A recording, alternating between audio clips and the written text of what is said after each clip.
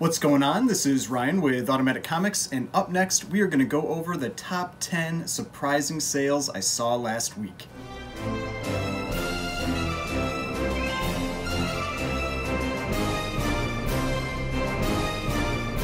Alright, so before we get started, please remember to hit that like button and hit the subscribe button if you'd like to see more content like this. If you haven't watched one of these videos before, what I do is I watch the weekly Heritage comic auction. I do this to have a kind of a good feel on what's going on with the comic market week to week, and I pick out usually 5 books that surprise me on the high end and 5 books that surprise me on the low end.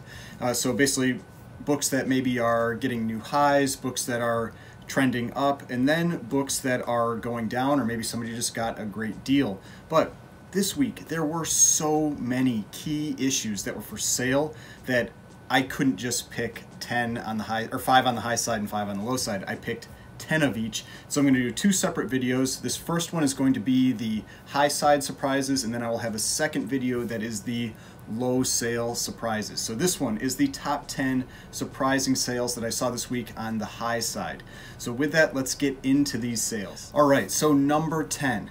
This is Avengers number 4, but the Golden Records reprint with a CGC 8.0 that had a sale of $600.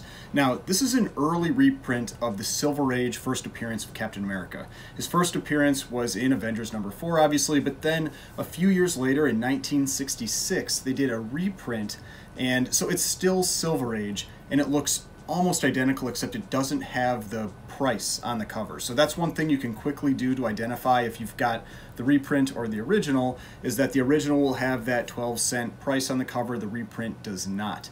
Now, these Golden Records reprints have just been really heating up lately. There are 4 of them. I think I've got them all. There's an Amazing Spider-Man number 1, Fantastic Four number 1, A Journey into Mystery 83, and Avengers number 4. And all of them have been getting more and more expensive, really kind of in line with the first appearances, the originals. These ones have been going up as well because those originals are getting so expensive. These ones are great replacements because they look so similar. Now, I had estimated the price of this book at $500. This was 20% above my estimate. It had actually had a peak sale of $995 in this grade on May 7th, but it had been consistently selling for around $500 before that, so that one really seemed like an outlier. So it does really seem that these books are trending up. If you go on to something like GPA, you look at the little green arrows that are with these different books across most grades, they are all generally green, not red, meaning that this book is trending up. These reprints are trending up. So a lot of demand out there for these ones. Now, I do also like to often give alternatives, but really this is that alternative for the first print, the original of Avengers number 4. Like I said earlier, it's also from the Silver Age, from 1966. So this is a book that's 56 years old now, and so really has a lot of age to it. They do often look pretty nice though, because they were packaged with that record. They were in basically a package with that record, so they were often kept pretty nice. So you can get some 9/8 of that book. I used to actually have 2 9/8 of the Journey into Mystery 83 of the Golden Records reprint. So you can get them, but they are getting more expensive now. And so like I mentioned, if you want to go for all of these, maybe put the set together, ASM 1, Fantastic Four 1, Journey into Mystery 83, and then Avengers number 4. All right, now number 9. This was Tales of Suspense number 39 with a CGC 1.0 that sold for a record $6,300. Now this was a pretty nice presenting copy, but it was missing part of an interior page, which is what really knocked it down to that 1.0 blue label. And some people might ask, well then why wasn't it given a green label? It probably wasn't up at that 3 level yet. Usually they'll give you the green label if it's 2 grades or higher, if it appears 2 grades or higher than the grade they actually give.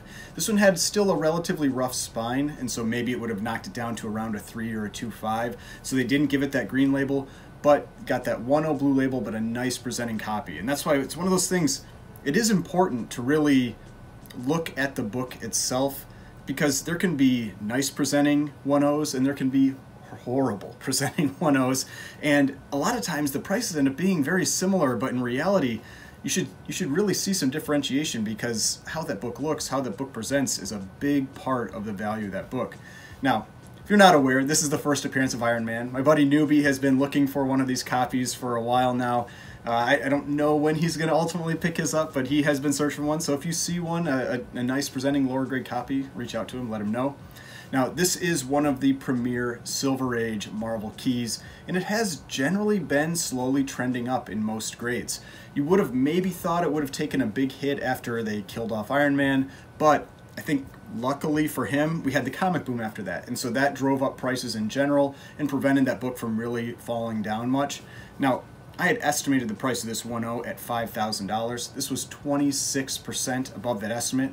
Prior record was $4,750 from just February of this year, but because I'd been seeing these books generally trend up a little bit in other grades, I thought it could go a little higher, and it definitely did at $6,300.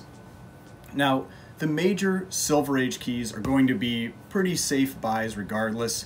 Now, don't get me wrong, you can always pay too much for a book, prices can go down, but they do generally trend up long term, so it's usually a pretty safe bet on these books to pick them up. Now, for alternatives, Iron Man 1 is a great alternative. That is an awesome cover, a sweet purple cover. It's got a lot of detail in the background, and it is much more affordable. The low end, it's going to cost you around $300 to $350, but mid-grade copies can get into the high hundreds, and it starts getting to $1,000 around that 7.0, 7.5 mark. So it does get expensive, but you can get it much more affordably than his first appearance in Tales of Suspense number 39. All right, now number 8. First Amazing Spider-Man book on this list. This is Amazing Spider-Man number 50 with a CGC 4.0 that had a sale of $1,140. This was not a record, but this was a notable sale to me because this book has been trending down after Kingpin's appearance in the Hawkeye show. And so this is that first appearance of Kingpin. It's also one of the most iconic Romita covers of all time, one of the best Spider-Man covers that's out there, in my opinion. And this is a book, though, that has been trending down since it had peaked around that show. It was a White Pages copy, so that probably had some part of this higher sale, but I had estimated the price at $900. This was 27% above my estimate, with the record being $1,300 in January of this year. So it did fall short of that record, but it's been a jump from recent sales. And honestly, this is one of the books I think is great to pick up right now. It's a massive Spider-Man key, a massive Daredevil key. We know we've got that Daredevil show coming where it sounds like Kingpin's going to be part of that, and this is the type of book that on any type of weakness I think should be picked up. I mean, yeah, I have one for sale that's out there, you know, all transparency, but I have mine priced really high, and I'm just going to wait until prices come back up. I mean, that's what I expect with this book. I think it's crazy when you see a book like this trending down because it will go back up. The demand for it is massive. Just Spider-Man is one of the best characters out there, and this is a great villain for both Spider-Man and Daredevil. Now, for alternatives for this one, there is a great alternative. I've talked about this in other videos. Just one issue later, in Amazing Spider-Man number 51. Its price has been dropping as well, but again, great, more affordable alternative. It is the first cover appearance of Kingpin, the second appearance of Kingpin, and in the same grade, that 4.0, it's going to cost you about $215. So much more affordable than the around $1,000, and also just another great key for that character because you've got that first cover appearance. Right, now number 7. This was a high sale. This was Fantastic Four number 1 with the CGC 7.0 restored that sold for $19,200. Now, the restoration on this copy was color touch, staples replaced, and the top edge of the cover was trimmed. And so I had recently bought that Fantastic Four number 1 that had the top edge trimmed and the right side trimmed. I had some people ask, why would you buy a restored copy? This is why. They still have a lot of value. They're still going to trend up when those other, when that book is trending up, when Universal copies are trending up, especially when the prices start getting just scary high for a lot of people. And so you can get one that's a little bit more affordable. This is obviously still a very expensive book. This is $19,000 for a comic book. You know, it's still very expensive, but a lot less than a 7.0 Universal copy would cost. That would be probably up around $100,000. Now, one thing to be aware of when you're talking about restoration on a book is that there isn't really a firm rule of thumb for what percentage of value you get for a restored book versus a Universal copy. Now, a lot of people will quote 50% of value, but that's really only valid at like one grade. When you get to lower grades, the restored copies sell for closer to the universal copies. When you get down to 0.5s and 1s, almost sell for the same price. When you get to higher grades, like this, like a 7.0, they sell for a much smaller percentage of that book. In this case, probably about 20% of value versus 50 or 80% that you might get for some of those lower grades. So just be aware of that when you're looking at restored books. There is definitely going to be a range of the percentages depending on the grade of the book. Now, I had estimated the price of this book at $15,000, sold for 28% above my estimate. The prior record for a 7.0 trimmed was $16,000 from last year. This was 20% above that, $3,200 above that prior record. So a really strong sale for that. Now, there were some sales that were all over the place on a recent Comic Connect auction because I don't really get it. It seems crazy to me to set up an auction like that and put this many copies of Major Keys in there. I think they had 8 copies of Fantastic Four #1. When you do that, you overwhelm your demand. There's only so many people that are going to be spending tens or hundreds of thousands of dollars on these books. And so some people got some great deals. Same thing happened with Amazing Fantasy 15. I think there are 10 copies of Amazing Fantasy 15. And I think that's just poor planning on the part of the auction house. I mean, I know they want to sell when the people give them the books, but if you overwhelm demand like that, you're going to get some lower prices. But it's great for the buyers. There's some people that got some great deals on these different books. Now, for an alternative for this one, the book I just mentioned a few minutes ago would be the Golden Records reprint of Fantastic Four #1. Looks exactly the same, just doesn't have that price on the cover. They aren't cheap anymore. Even mid-grades of this one, I think this is probably the most in-demand book of those reprints. Even those mid-grades are going for about $1,000, but it's a lot less than $19,000, a lot less than $100,000, that kind of thing, especially when you talk about the recent 9.2 Universal Fantastic Four #1 that sold for $1.5 million. So getting a book that you can put on the shelf that looks very similar, that's still from the Silver Age for about $1,000, not a bad deal. All right, now number 6. This was a high sale, but it was actually 2 books. There were 2 copies. This was New Mutants #98 with a CGC 9.8, and there were 2 9.8 white page direct edition copies that sold right next to each other. Usually auction houses don't do that. If you go to like Comic Link, they won't have the same page quality, same grade, direct in the same auction because it has competition for the bidders, and then you end up with usually lower prices for the book. The weird thing with this one is that both of these sold for crazy high prices. They didn't hit records, but much higher than what's on eBay, much higher than recent sales. And so this is that first appearance of Deadpool, major book. It has been retreating since last year, but it's still a pretty pricey book. From this sale, what I can say is the lesson should be, if you're looking for a relatively common book, a common big key like Amazing Spider-Man 300, New Mutants 98, New Mutants 87, these types of books that are going to have a lot of copies on eBay, just take a moment and go and check eBay. Now, I know that when you're talking about heritage auctions, you often have a lot of international bidders, or you have maybe people that they don't want to go on eBay. They want to just deal with heritage, and so they might not really be aware of what's out there. But still, you'd think you wouldn't want to spend $1,000 more because in this case, one of those 9.8s sold for $2,280. The other one sold for $2,640. I had estimated the price of this book at $1,650, $1,650. One of those books sold for $990 above that estimate. One of them was 60% above, the other one was 38% above. And if you went on eBay right now, you can find copies for around that $1,600 to $1,700 price point. And so these prices, you see this every once in a while. I don't know if it's just people getting caught up in the auction or whatever, or if it's just people that don't look on eBay, but save yourself $1,000. Go check eBay, find the book for cheaper. I mean, when you're buying on Heritage, you're still having to pay sales tax, all that kind of stuff. It's not like you're getting some special deal there. So just go to eBay, save yourself some hassle.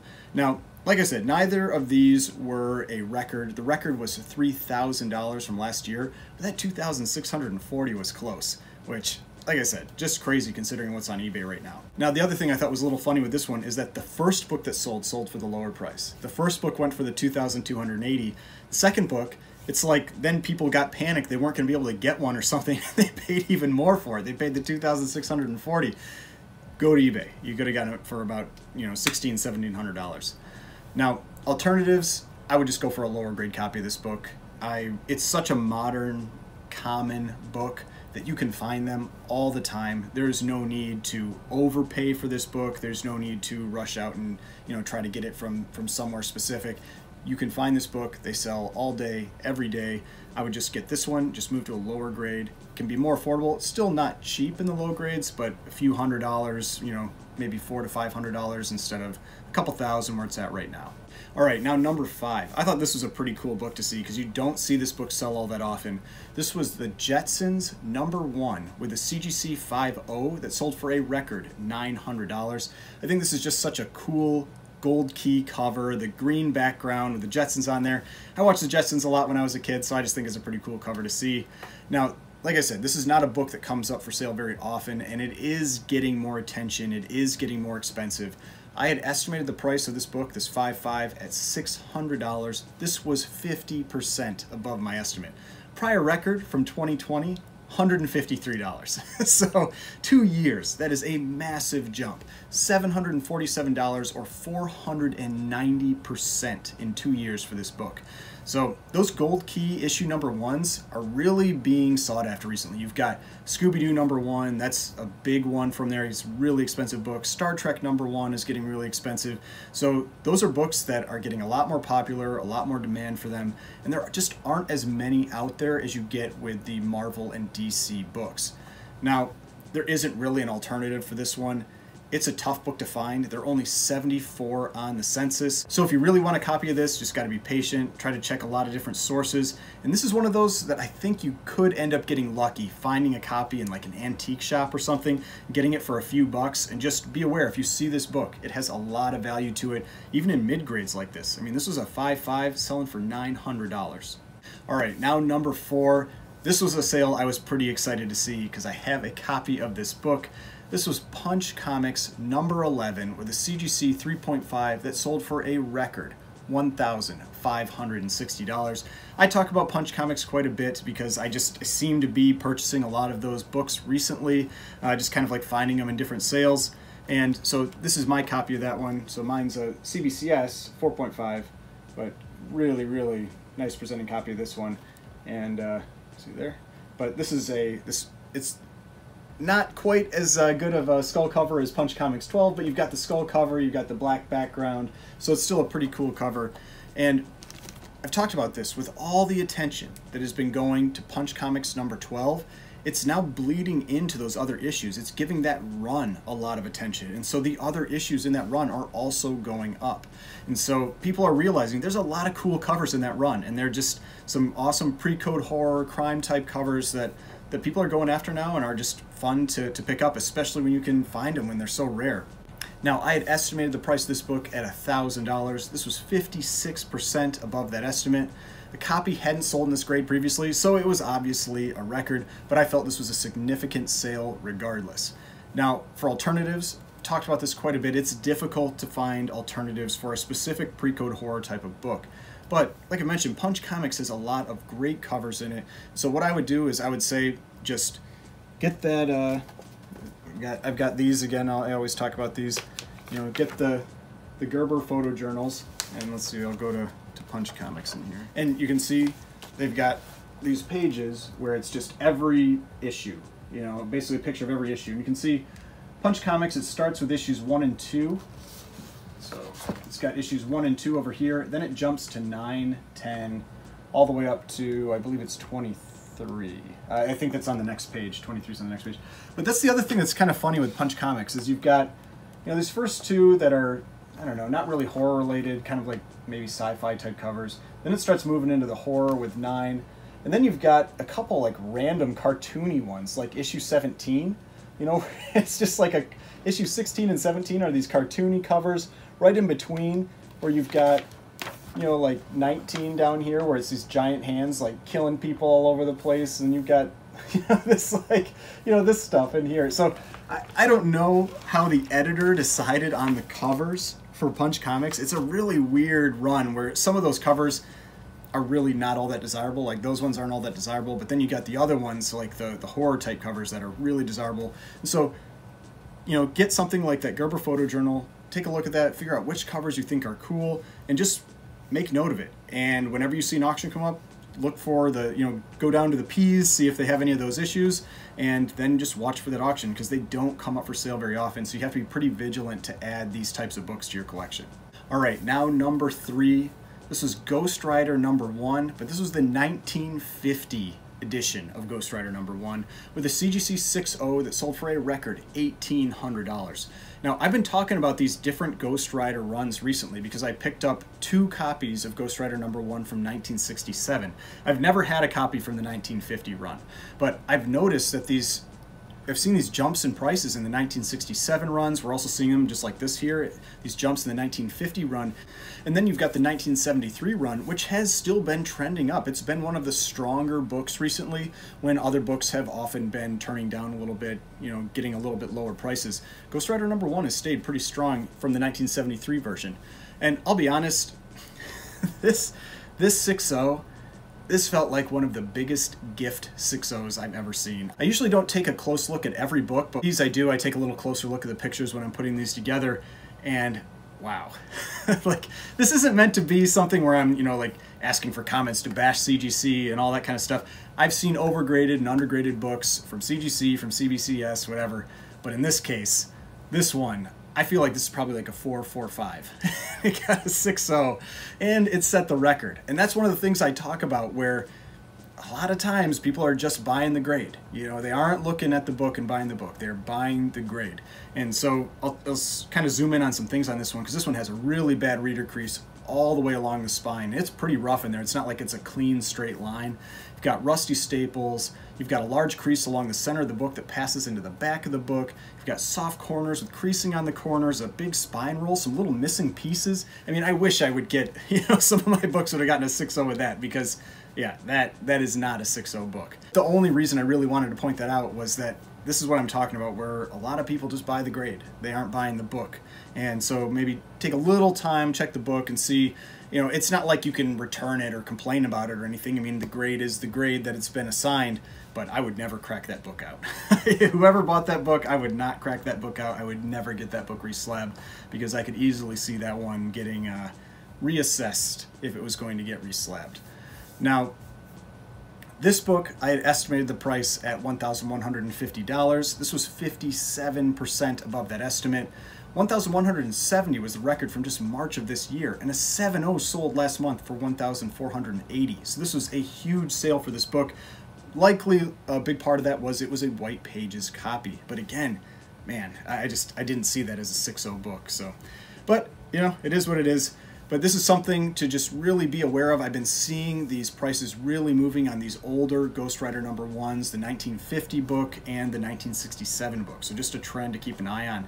Now, if you want an alternative, you can go for that 1967 copy. It is much cheaper. The same 6.0 will cost you about $400 instead of $1,800, and it has that similar feel to it. It's got the Western theme, it's got the white horse and rider, the all-white horse and rider, and so a great alternative to that 1950s book. All right, now number 2. This is a cool Golden Age book. This is a rare one. This is Tales of Terror Annual #1 with a CGC 3.0 restored that sold for $10,800. This is not an easy book to price. This is a rare book. It rarely comes up for sale. There are only 26 universal copies and 2 restored copies on the census, but they have been putting up some massive numbers when they come up for sale. For example, a 5.0 universal sold last year for $36,000. A 2.5 sold for $10,200 in February of last year as well, prior to the comic boom. Now, the restoration on this book was a C1 with a small amount of color touch and tear seals on the cover. You can see where it was likely touched up through the slab when you zoom in on the picture. You can see some spots that were probably filled in with marker. Now, I had estimated the price of this book at $6,500. Since it looked like a fair amount of color touch, even though they say small amount can have a pretty big range, and I figured it would probably reduce the grade some if it would get removed, and it's one of those questions if it would even be removed, because it's possible maybe with the tear seals, maybe the cover becomes detached, or you just make the book look so terrible by having to cut out a bunch of pieces, somebody wouldn't want to have it removed. So it's possible you couldn't even get it to that blue label if you really wanted to. But still, with all that, this was a massive sale. This beat my estimate by 66% or $4,300, and just showing the strength of these pre-code horror books. I've talked about 2 of them already. We had the Punch Comics 11 with a big sale. Now we had this Tales of Terror Annual 1 with a big sale. And the crazy thing is, I hadn't seen a copy of this book sell, I can't even think, for a couple of years on like auctions that I'd really been paying attention to. But this book, now I've seen it sell here as a restored copy, and then Collector Supreme on Instagram has had 2 copies of this book, one raw and then one graded that they've had. And so it's just crazy. Sometimes it's weird with some of these really rare books. You get these huge droughts where you don't see any copies come up for sale for a year or for 2 years, and then you see a bunch show up, and then people, I think they're common and don't really realize that how rare these books are, and that you probably won't see one again for another couple of years. But with this one, a great alternative is just the next issue, Tales of Terror Annual number 2. I actually think it's a better cover. It's got a cool skull cover. It's still very expensive, but a lot less than this one. It's also pretty rare, only 45 Universal copies, 3 restored copies, but a 3.0 Universal recently sold for $1,500, so still really pricey, but about 10 times less than that issue number 1. All right, now number 1, the number 1 most surprising high sale. This one just blew my mind. When I was going through my numbers on this one jumped out above all other sales, and it's not a book I would normally talk about. This was Archie Comics number 49 with a CGC 7.0 that sold for a record $1,560. Like I said, this was a mind-blowing sale, just extremely high, because this isn't even one of their famous innuendo covers. It's just kind of like a filler Archie Golden Age book. And I had estimated the price at $450. This was 247% above that estimate. It was a white pages copy, but still, a double cover, which is usually more desirable, 7.0 sold for just $384 in 2020, and an 8.0 white pages copy sold just in December, so about 6 months ago, for $1,050. And so this sale was really outside of what I was expecting for this book. Archie books really aren't known for these massive jumps in price, so that's what made this even more surprising for me. Like I said, the last 7.0 was a double cover that sold in October of 2020 for $384. The last single cover sold in 2011 for $245. These are books that usually just kind of stay pretty flat, maybe trend up a little bit, a few percent each year, kind of with inflation. Don't tend to have massive jumps like this. So there must have been a couple huge Archie fans watching this auction, bidding against each other, that really wanted this book. And I know that's one of the potential upsides of these auctions, is that people like to put their books into them because then they have the chance of getting that, that big outsized sale. But remember, there are also always those low sales. There's the risk of the auction, and I'm going to be talking about that in the next video with 10 sales that surprise to the downside. So yeah, it is always tempting to try to think that maybe you get lucky, get that big high side sale. There's also the risk of that downside sale. Now, alternatives, there are tons of Archie books out there throughout the Golden Age across multiple titles, and so I'd say just go find some covers that you think are fun and go for it. Generally, they aren't very expensive, mid-grades around $100 to $300. There are some exceptions. There are some key covers, like the Archie number 50, one of my favorite Archie books. That one can be really expensive, but those are usually the innuendo covers. Those are the covers that tend to command a lot of money. The more filler, kind of random, just fun Archie books, like I said, usually around $100 to $300 is really what you're going to get or pay for those books. All right, so those were my top 10 surprising sales on the high side. Hope you enjoyed this video. I'm going to make another one where it's the top 10 surprising sales on the low side, and I'll be putting that one out a little bit after this. Again, if you enjoyed this video, please hit that like button, hit the subscribe button if you'd like to see more content like this. I've got more videos over here if you'd like to watch some of my other videos, and the subscription button right here. If you'd like to subscribe to the channel, I'd really appreciate it, and I will see you in the next video.